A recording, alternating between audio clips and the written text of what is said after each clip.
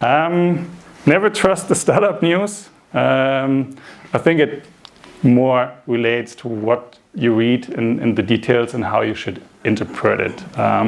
So I learned along the way, listening to or reading what they are saying, 400 million valuations, I think credit tag 200 million. If you read in between the lines, if you understand and judge what they're reading based on the fact that there are multiple ways of financing, that there are multiple interpretations on what the press actually is telling you, it might mean something different. Just an example for the credit tag guys, I think they, like 2 or 3 years ago, they announced a 200 million round.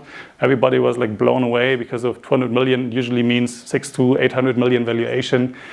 In the end, it was a credit line that they got for the business that they are doing to their B2C customers. So it wasn't at all a financing, but it was promoted as that. Be aware that there are different ways how to finance and that they usually reflect the valuation and everything on the news in a different way. The classic way is primary financing, which is liquidity for the company in the balance sheet. That's really how we call it financing round.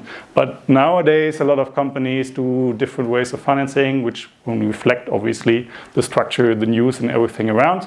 Secondary financing is when you buy out shares from existing shareholders. Yeah, so usually the valuation is slightly less than what you see with primary cash, because usually you have less influence in the stocks, they are less worth.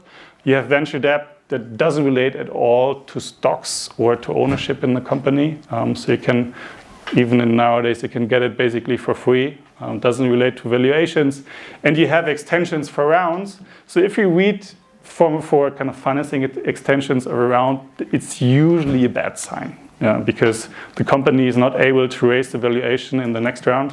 And they have to either bridge by current existing investors or new investors that come, but for better terms for the investors. Just learn to judge what is read, because in some cases, if you listen or read about your competition, it might differentiate your view on what's happening.